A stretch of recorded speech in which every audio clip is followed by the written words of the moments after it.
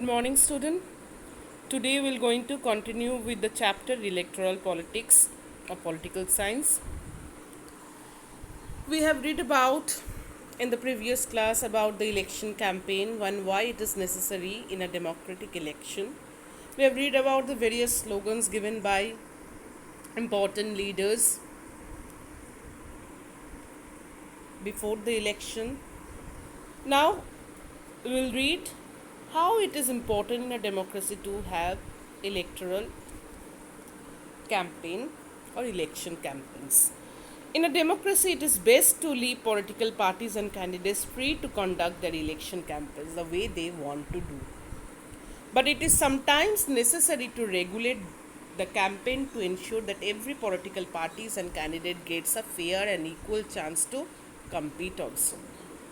So according to our election laws, no party or candidate can bribe or threaten voters.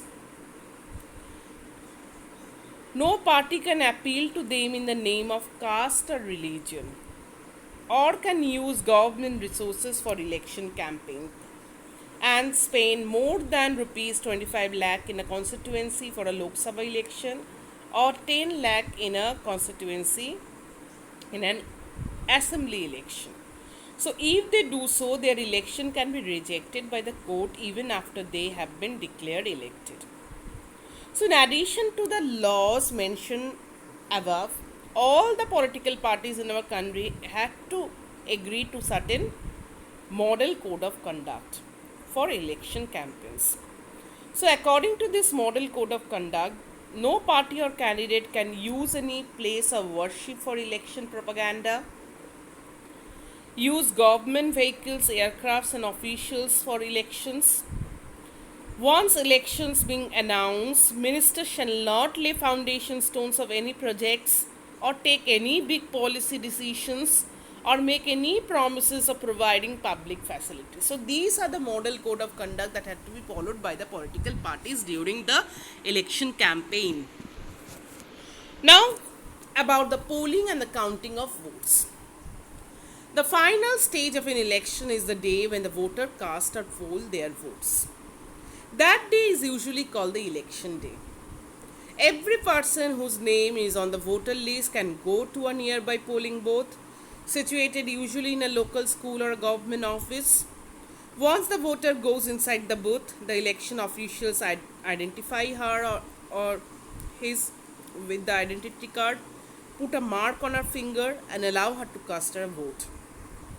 An agent of each candidate is allowed to sit inside the polling booth and ensure that the voting takes place in a fair way. In this way, the earlier the voters used to indicate who they wanted to vote for by putting a stamp on the ballot paper. A ballot paper is actually a sheet of paper on which the names of the contesting candidates along with their party name and symbols are listed.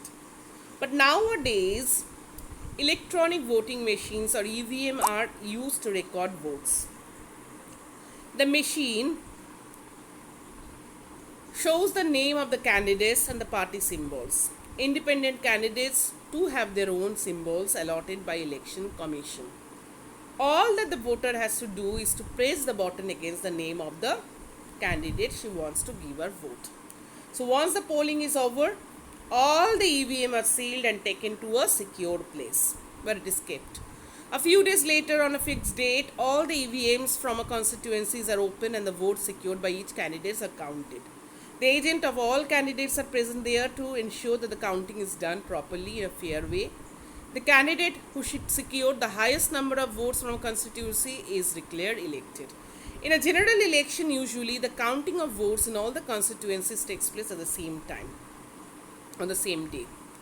Television channels, radios, newspaper report this event. Within a few hours of counting, all the results are declared and it becomes clear as to who will form the next government. This is the type of polling and counting of vote takes place in a election. Now, what makes election in India democratic? We will read in the next class.